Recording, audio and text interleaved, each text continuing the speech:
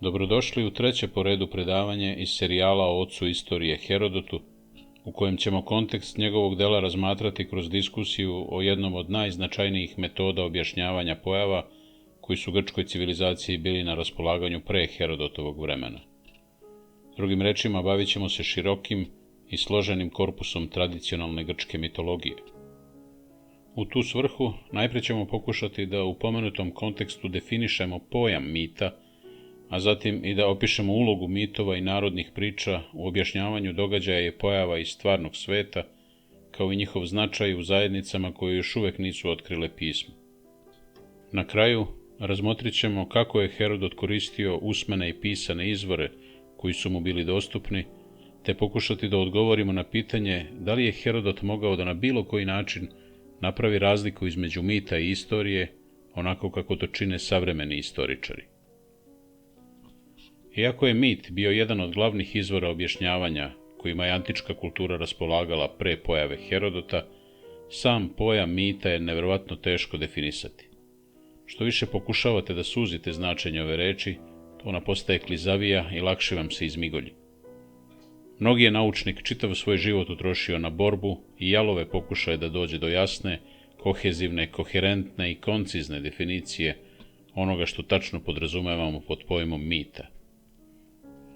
Osnovna radna definicija od koje bismo mogli da započnemo jeste da su mitovi tradicionalne priče koje predstavljaju ili u sebi sadrže šifrovane poglede na svet, verovanja, principe, a veoma često i strahove datog društva. Svaki deo ove radne definicije je relativno važan. Kao prvo, mitovi su priče.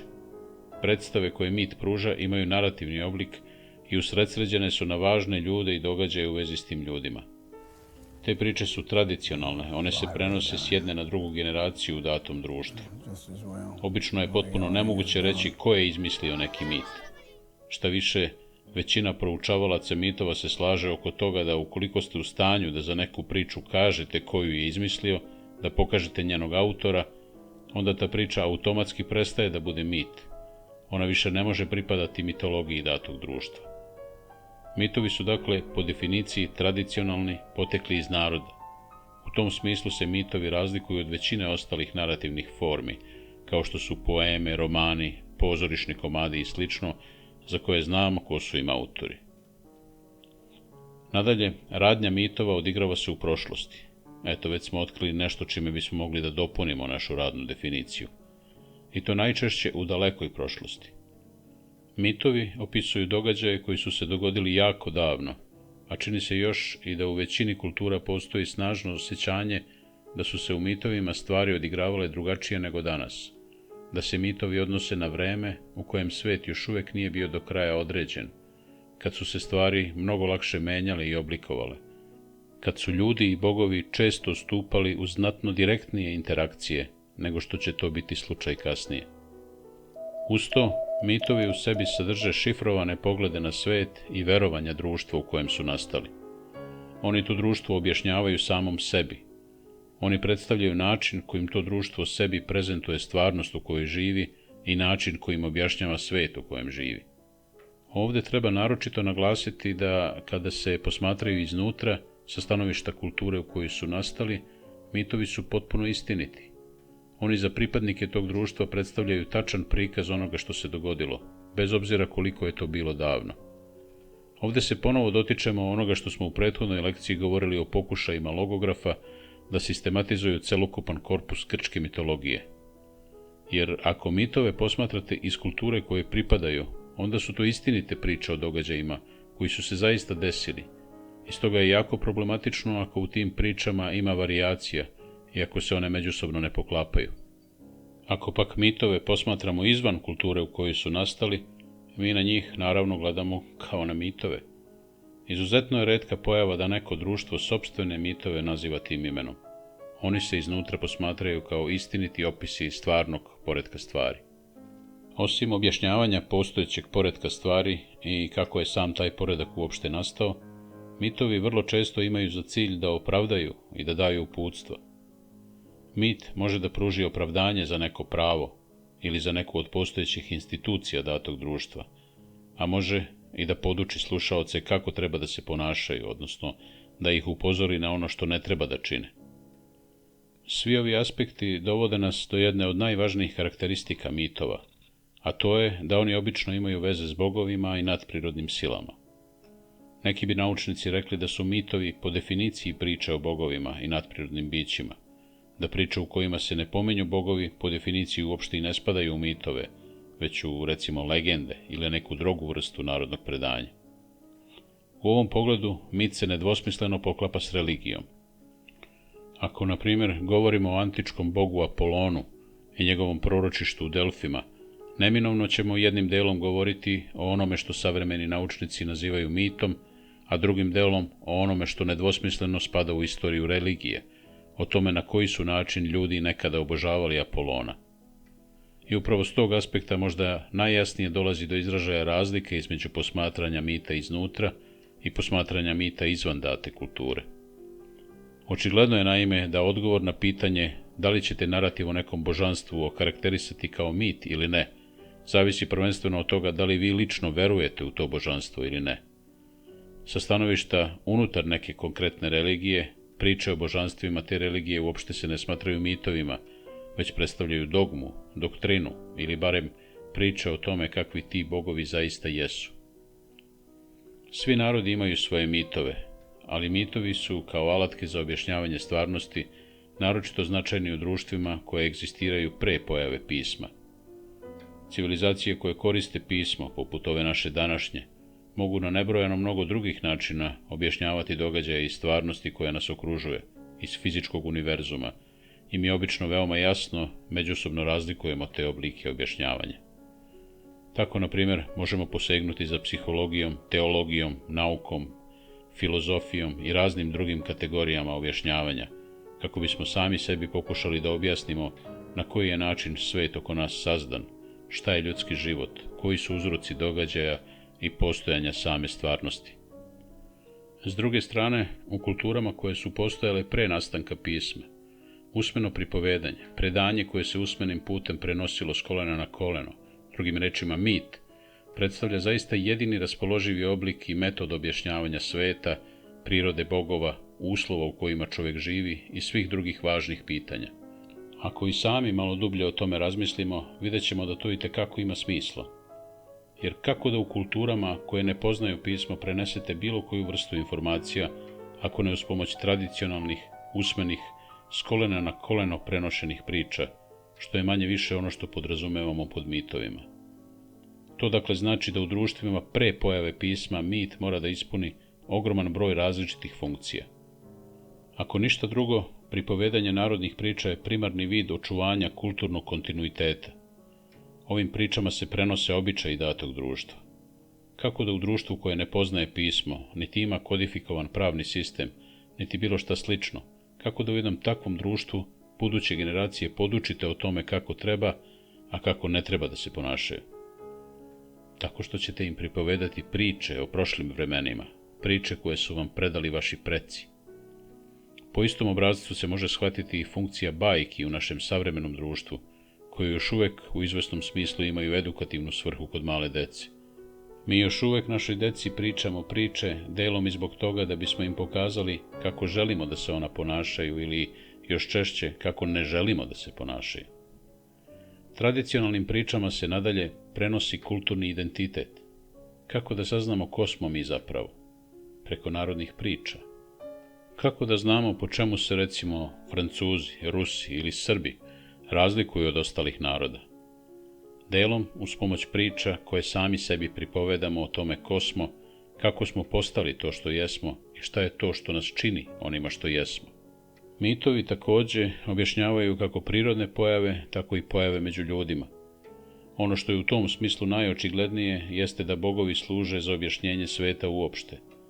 To se naročito odnosi na mnogobožačke kulture, kakva je bila antička Grčka, gde su bogovi između ostalog personifikovali sile prirode, gde su bogovi objašnjavali poredak sveta, ne samo u smislu uzroka događaja, već u određenoj meri i samih prirodnih pojava. Tako, na primjer, ako neko božanstvo predstavlja more, ako je more u podjednakoj meri i bog i fizički entitet, onda priča o tom bogu ujedno donekle objašnjava i realnost postojanja mora, kao što priča o nebu kao bogu, govori o postojanju neba i tome slično. Bogovi, dakle, služe za objašnjenje sveta uopšte, njegovog ustrojstva i onoga od čega je svet sačinjen, kao i događaja koji se u tom svetu zbivaju. Ali mitovi također objašnjavaju i događaje između ljudskih bića, što je ujedno i aspekt koji nas najviše zanima u svetlu naših razmatranja mitologije kao pozadine Herodotovog rada. U grčkoj kulturi nalazimo mitove koji daju objašnjenje za događaje među ljudima, a jedan od primjera za to je korištenje mitskih grčkih heroja radi objašnjenja razloga za postojanje najrazličitijih kultura sa kojima su se Grci susretali. Posmatrajući Sredozemlje koje ih okružuje, Grci su naravno primetili da u njemu i nedaleko od njih žive mnoge druge kulture, sa različitim običajima, različitim tradicijama, različitim jezicima. Da bi sami sebi objasnili svu tu šarolikost kultura, oni su svaku od tih kultura povezali s nekim originalnim eponimnim herojem, odnosno herojem po kome je ta kultura dobila ime. U tom smislu, jedan od najočiglednijih i najvažnijih primjera za to kod Herodota predstavljaju Persijanci. Grci Persijance smatraju potomcima velikog grčkog heroja Perseja. Naravno, radi se zapravo o čistoj slučajnosti. Nema apsolutno nikakve veze između grčkih priča o Perseju i etničkoj grupi Iranaca koji su živjeli na prostoru zvanom Parsa. Grci su, međutim, analizirali naziv Persijanci, znali su za svog heroja po imenu Persej, te su na osnovu toga pretpostavili da su Persijanci zapravo potomci Perseja, preko njegovog sina Persa. Ono što želimo da kažemo možda je najbolje izrazio istoričar Robert Drews, koji u svojoj knjizi Grčke priče o istoriji Istoka kaže sljedeće. Ne treba da čudi što su grčki heroji smatrani osnivačima svih velikih kraljevstava Istoka. U tome nema nikakvog šovinističkog ponosa, zato što u očima Grka Herakle, Persej i ostali nisu njihovi heroji, već jedini heroji. Ključno je dakle da su mitovi bili shvaćeni kao istinite priče o događajima koji su se zaista desili. Heroji su bili prvi ljudi o kojima išta znamo, pa prema tome, ukoliko na svetu postoje i drugi narodi, onda i ti drugi narodi, a ne samo Grci, moraju u određenom smislu biti potomci istih prvobitnih heroja. Drugim rečima, mit je smatran za istinito objašnjenje stvarnosti. Grčki običaj da za objašnjenje postojanja drugih naroda koriste eponimne heroje je bez sumnje maštovit. Kao što rekosmo, nema ni jednog racionalnog razloga zbog kojeg bismo smatrali da su Persijanci zaista potomci Perseja, kao što nema razloga ni da verujemo da je ikada postojalo božanstvo po imenu Egiptus, po kome su Egipćani dobili ime. Isto tako je, na primjer, potpuno sumanuto tvrditi da je Parijski univerzitet Sorbona dobio ime po nekakvim antičkim Srbima. Za razliku od savremenih pobornika radikalne revizije svetske istorije, antičkim Grcima se ovakvi stavovi mogu oprostiti, budući da u njihovim mitovima zaista postoji sačuvano zrnce upamćene istine o prošlim događajima. Stoga je čak i savremenim istoričarima teško da povuku jasnu granicu između istinitog i lažnog, između istorije i fikcije, a možemo samo da zamislimo koliko je to bilo teško Herodotu, budući da je živeo i radio u društvu koje se u znatnoj meri još uvijek oslanjalo na usmena predanja i da nije mogao da koristi istoriografske tehnike koje su istoričari vekovima posle njega mukotrpno usavršavali. Najbolji primjer jezgra upamćene istine koje je ostalo sačuvano u grčkoj mitologiji je svakako Trojanski rat. Većina istoričara danas prihvata kao činjenicu da je mit o Trojanskom ratu u određenoj meri zasnovan na istorijskom događaju, da je na lokaciji koju nazovemo Trojom zaista postojala velika civilizacija. Iako se istoričari uglavnom ne slažu oko većine detalja, tako da neki od njih čak sumnjaju da su s Trojancima ratovali mikenski Grci, najveći broj istoričara danas priznaje da postoji nekakva istorijska osnova sačuvana u mitovima, na osnovu kojih je Homer napisao Ilijadu i Odiseju. Čak i za nas, dakle, veoma teško da razlučimo koji su delovi bilo kojeg mita zasnovani na istini, a koji su potpuno lažni. U tom smislu predlažemo vam da, na primjer, preduzmete misaonu vežbu, tako što ćete pokušati da odgonetnete koji su sve elementi u mitovima o Kosovskom boju ili o Kraljević Marku istiniti, a koji su samo plod mašte narodnih pesnika. Herodot je, sa druge strane, svoje delo pisao u vreme kad je pismenost donekle još predstavljala novinu, i stoga je silom prilika morao da se osloni na usmena predanja kao osnovni izvor informacija prilikom sastavljanja svog dela. On nam sam priznaje da se u velikoj meri oslanjao na informacije koje je skupljao usmenim putem. Zavisio je od onoga što su mu ljudi govorili i od onoga što je sam svojim očima mogao da vidi. Za svoje metode on koristi reči akoe, slušanje, i opsis, posmatranje. Još jedan od pokazatelja da se on jako oslanja na usmena predanja ogleda se u tome što izuzetno često koristi izraze poput priča se da, ljudi kažu kako je, Persijanci tvrde da, Grci kažu i slično. On doduše povremeno koristi i glagol pisati, ali kad govori o informacijama koje je dobio od drugih, on uglavnom koristi pomenute izraze i beleži šta je čuo od ljudi.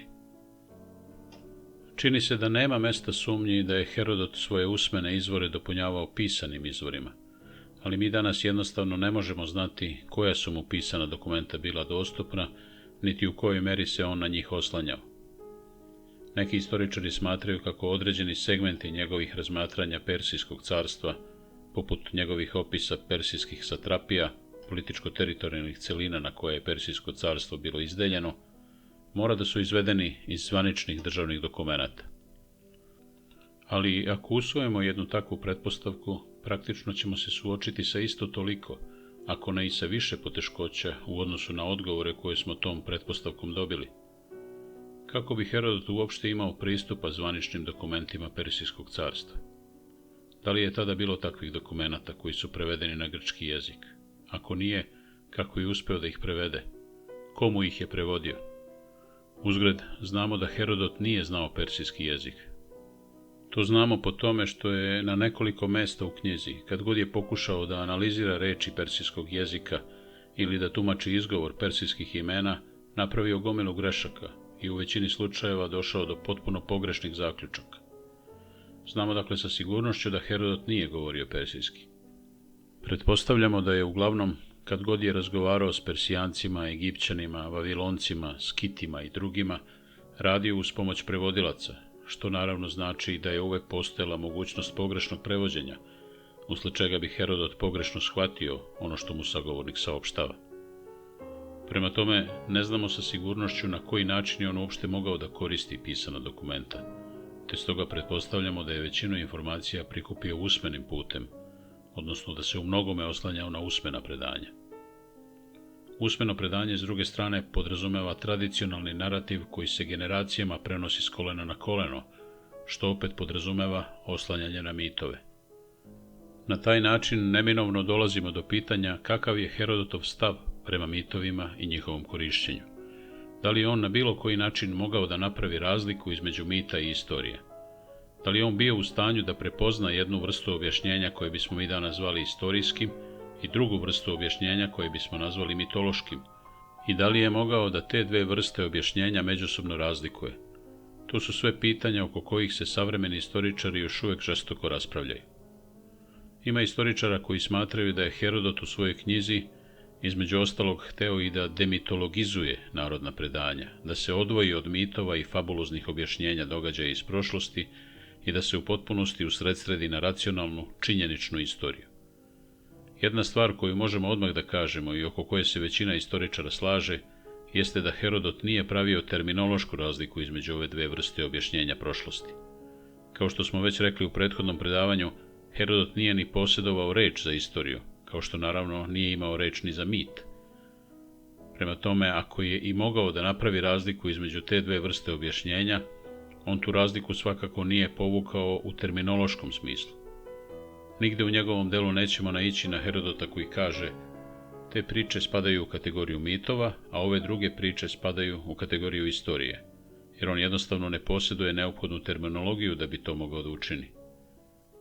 Kasniji grčki pisci, poput Platona, prave razliku između mitosa kao izmišljenog narativa i logosa kao činjeničnog narativa, ali ta razlika još uvek nije postojala u Herodotovo vreme. On doduše koristi reč mitos na dva mesta u svojim istorijama, ali čini se da on taj termin koristi samo kao sinonim za priču jer njime ne implicira ništa drugo, ne ukazuje ni na kakvu distinkciju između mitosa i drugih vrsta narativa. Uzgred, interesantno je da logograf Hekate, o kome smo govorili u prošlom predavanju, svoju knjigu otvara rečima Hekatijas mithetai. Hekatej kaže, ali glagol koji on ovdje koristi je glagol izveden od reči mithos. Dakle, ako to prevedete kao Hekatej priča sljedeće mitove, pogrešit ćete, jer to nije originalno značenje rečenice, pošto taj glagol u to vrijeme jednostavno znači kazati. Herodot, dakle, nije imao na raspolaganju reč za kategoriju koju mi danas nazivamo istorijom, niti reč za kategoriju koju danas nazivamo mitom.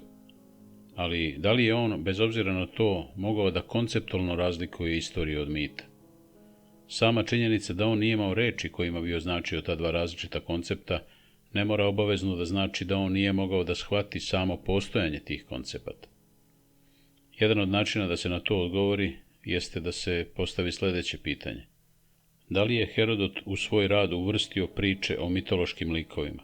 Da li je uvrstio elemente grčke mitologije? Odgovor na to pitanje je potvrdan. On ne pokazuje nikakvu sumnju u to da su čuveni likovi iz grčkih legendi zaista nekada živjeli. Agamemnon, Ahil, Jelena, Paris, sve su to za njega stvarni likovi. Živjeli su doduše u davnoj prošlosti, ali on uopšte ne sumnja da su oni zaista postojali. Stoga se čini da on ne dovodi u pitanje onu vrstu objašnjenja koja se tiču tih likova, tako što bi recimo kazao da ti likovi pripadaju potpuno drugoj vrsti priče i da se potpuno razlikuju od likova o kojima želi da piše u svojoj knjizi. On doduše pobija određene pojedinosti u pričama o tim likovima, o čemu ćemo detaljnije govoriti u jednom od narednih predavanja, ali ne pokazuje nimalo sumnje u realno postojanje tih likova. Prema tome, on ne konceptualizuje mit kao kategoriju objašnjenja o ljudima koji su na neki način manje stvarni od ljudi iz skorije prošlosti. Na drugoj strani jaza između mita i istorije, likovi sasvim bliske istorijske prošlosti su kod Herodota prikazani kroz priče koje bismo mi danas glatko svrstali u kategoriju mita ili makar narodnih priča, pri čemu on u tome ne vidi nikakvo neslaganje. Najočigledniji primjer za to je verovatno Polikrat, koji je bio tiranin na Samosu počev od 535. godine pre naše ere.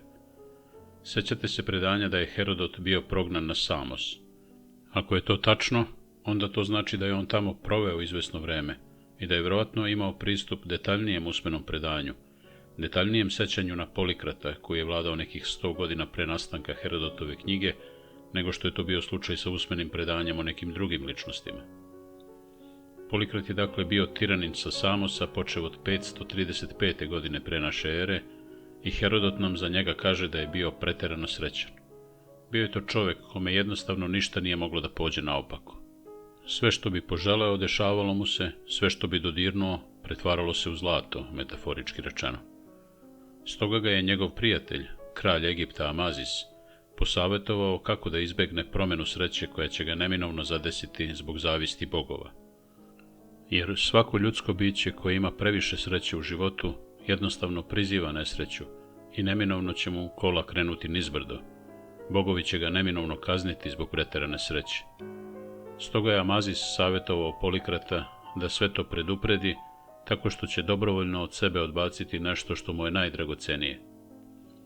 Ovaj predlog se Polikratu učinio sasvim razumnim, te je stoga svoj najdraži prsten od zlata i smaragda bacio u more. Nekoliko dana kasnije, jedan ribar je ulovio naročito veliku i divnu ribu.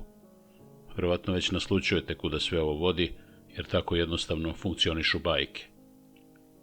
Narečeni ribar, dakle, kao svaki dobar podanik, odlučuje da svoj ulov pokloni kralju, a kad ribu raspore, u njenoj utrobi nađu Polikratov prsten. Prsten se dakle vratio svom vlasniku i mimo njegove volje. Polikrat jednostavno ne može sebe da učini manje srećnim, makoliko se trudio. On ne može da se ratosilja svog najdragocenijeg predmeta, jer čak i ako ga baci u okean, on mu se opet vrati. Nakon ovog događaja, Amazis prestaje da mu bude prijatelj, jer ne želi da se druži s nekim koga je zadesila takva nesreća da bude toliko srećan, zato što zna da tako ogromna sreća može dovesti jedino do isto toliko velike nesreće. Naravno, kao što nam Herodot i opisuje, Polikrat kasnije zaista doživljava nesreću i umire užasnom smrću. Ovdje se očigledno radi o bajci, u to ne može biti nikakve sumnje. Ali ta je bajka prikačena za istorijsku, stvarnu osobu koja je živjela svega oko 100 godina pre Herodotovog vremena. Čini se stoga da Herodot između te dve potpuno suprotne vrste narativa, činjeničnog i izmišljenog, nije u stanju da napravi razliku ni u jednom smeru.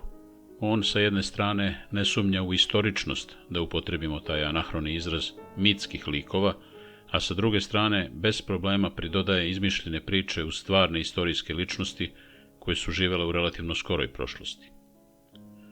Ono oko čega se međutim većina savremenih historičara slaže, jeste da Herodot na jedan način, i to veoma važan način, uspeva da napravi distinkciju između narativa koji se odnosi na herojsko doba, dakle mitskog narativa, i svog sopstvenog narativa koji se tiče skorije prošlosti. Ta je distinkcija međutim hronološke prirode.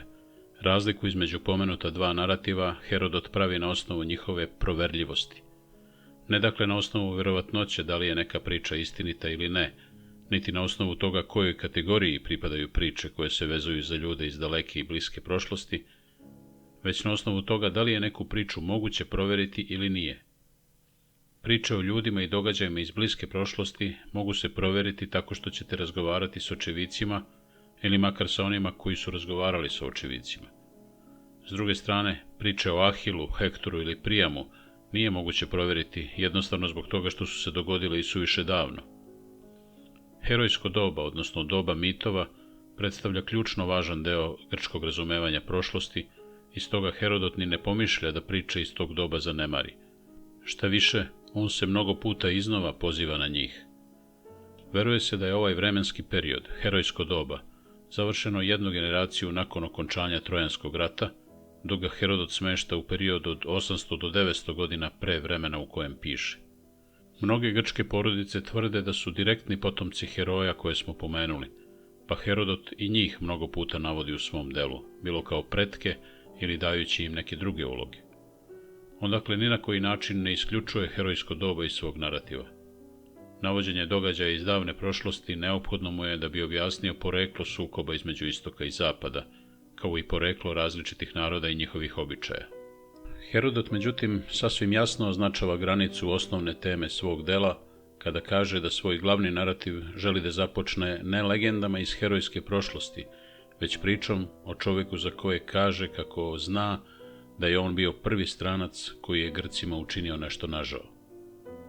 Ovakve fraze tipa prvi čovjek kojeg znam, prvi za kojeg znamo ili prvi za kojeg znamo da je uradio to i to, javljaju se na različitim mestima u istorijama, pružajući nam važan nagoveštaj o Herodotovom načinu rada i pristupu materiji. Ustanovljeno je naime da se ovakve fraze odnose isključivo na osobe koje su živjele ne više od 3 generacije pre Herodotovog vremena. Pod jednom generacijom se u ovom smislu obično podrazumeva period od 30 godina, što znači da se pomenute fraze odnose na prošlost daleku najviše 90 godina, dakle na prilično blisku prošlost. U stvari, izgleda da se ono što Herodot smatra proverljivim proteže znatno duže, u pojedinim slučajevima čak i do 200 godina. Ako razmislite o mogućem vremenskom rasponu u situaciji kada neko ko je doživeo veoma duboku starost razgovara sa nekim ko je u tom trenutku veoma mlad, možete i sami doći do zaključka da je na taj način moguće premostiti period od oko 120, pa čak i više godina. Moj deda po ocu je, na primjer, bio Solunac i nosilac albanske spomenice. Još uvijek se živo sećam njegovih priča o strahu koji je sa saborcima osjećao u rovovima pod Nocera, dok su im preko glava preletale topovske granate, čiji mi je zvuk verno predočavao karakterističnim zviždukanjem koje nikad pre, ni posle toga ni od koga drugog nisam čuo. Ako pređu granicu i krenu prema našim selima, jebat ćemo im šta? Majku, gospodine kapetan!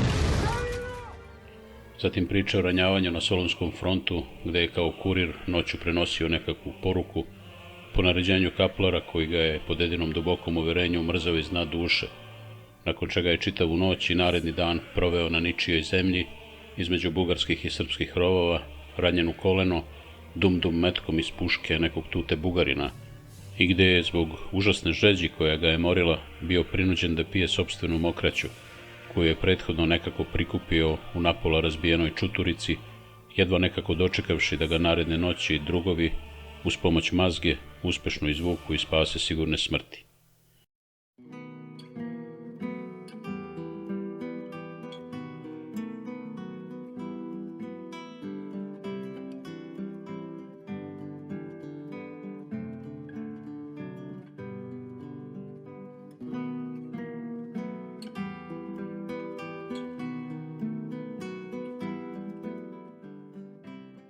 Pa priče o putovanju sanitetskom lađom iz Soluna u francusku vojnu bolnicu u Bizerti, mediteranskoj luci na teritoriji današnjeg Tunisa, tokom kojeg su, pod pretnjom potapanja broda ukoliko u njemu pronađu vojne jedinice, morali da istrpe još i inspekciju neprijateljskih vojnika kada ih je prestrela nemačka podmornica, ili sumaren, kako ih je deda zvao.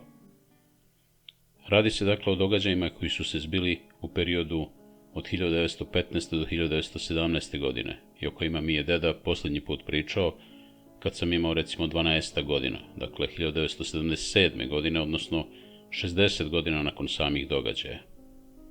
Ja sada, nažalost, imam već 54 godine, ali ako me posluži zdravlje i sreća junačka i sudbina mi odredi da doživim duboku starost kao moj deda, mogao bih recimo da dobacim čak do 2057. godine i da ova svoja sećanja saopštim nekome ko tada bude imao, na primjer, 20 godina. Ako sad još zamislimo, što je potpuno ostvarivo, da ta osoba to upamti narednih 60 godina, dolazimo čak do 2017. godine. Prema tome, prilično živo sećanje na pomenute događaje, dobijeno direktno od osobe, to jest moje persone, koja je opis tih događaja lično čula iz usta očevica, to jest moga dede, moglo bi na ovaj način, isključivo usmenim predanjem, dakle bez postojanja pisma ili bilo kakve druge tehnologije beleženja informacija, da bude sačuvano u najboljem slučaju maksimalno do oko 200 godina. Upravo isto toliki je i period za koji Herodot smatra da se može uzeti kao granica do koje se može ići unazad ako govorimo o proverljivoj prošlosti. On kao prvo, kad god je to moguće, pokušava da lično razgovara sa očevicima. Ukoliko to nije moguće, on onda traži osobe koje su pričale sa očevicima. Tako dolazimo do onoga što studenti koji proučavaju usmena predanja često nazivaju trogeneracijskim rasponom. Usmena predanja koja su starija od ovako definisane vremenske granice ne mogu se smatrati istinitima. Ovo se može lepo ilustrovati još jednim primjerom. Svaka od nas zna mnogo toga o svojim roditeljima. Znate kako se zovu, kada su i gde rođeni, šta vole, a šta ne vole. Verovatno znate u koje su škole išli, a možda čak i kako su im se zvali najbolji drugovi, drugarice ili kućni ljubimci. Znate dakle mnogo toga o svojim roditeljima. Prilično informacija znate i o svojim bakama i dekama. Većina nas zna njihova imena, neke važnije datume, nazive mesta u kojima su rođeni, možda datume ili godine kad su se venčali i slično, čak i ako su nam babe i dede poumirali pre nego što smo se mi rodili. Poneku stvar neki od nas znaju i o svojim prababama i pradedama. Ime barem jednog pradede ili jedne prababe, ne svih. Možda poneka sećanja vredna anegdota u kojoj je neko od njih učestvovao. Znate dakle ponešto o nekom svom pradedi ili prababi, ali ako pokušamo da se pomerimo samo još jednu generaciju unazad, u ogromnoj većini slučajeva nailazimo na neprobojan zid neznanja. Većina nas ne zna apsolutno ništa o svojim čukun babama i čukun dekama. Eto, to vam je to, trogeneracijski raspon. To je ujedno i ono što Herodot smatra vremenskom granicom do koje se priče o događajima i ljudima mogu smatrati proverljivim, za razliku od ostalih priča koje se tiču davnije prošlosti i koje su usled toga neproverljive. Prema tome, iako Herodot ne uočava razliku između mitoloških i nemitoloških priča kao različitih tipova objašnjenja za prošle događaje, čini se da on zaista uspeva da takvu razliku definiše u vremenskom smislu. Dakle, umjesto međusobnog razlikovanja tipova objašnjenja, on same događaje po osnovu vremena kada su se desili deli na proverljive i neproverljive, da bi se zatim usredsredio na ono što je moguće proveriti. Drugim rečima, priča čija se radnja odigrava u proverljivoj prošlosti, on razlikuje od onih događaja koji se ne mogu proveriti kroz razgovore s očevicima, niti s osobama koje su razgovarale s očevicima. Primjera radi, ako i kada ja budem dočekao svoj 80. rođendan, još uvijek ću se sećati priča koje sam čuo od mog dede. I ako me tada neko bude pitao, znaš li kako je to izgledalo kad je Švaba navalio preko Drine? Moći ću da mu prenesem ono što je meni moj deda preneo. Ali već 2-3 generacije iza toga više nećemo imati tu vrstu lične povezanosti s uspomenama na te događaje.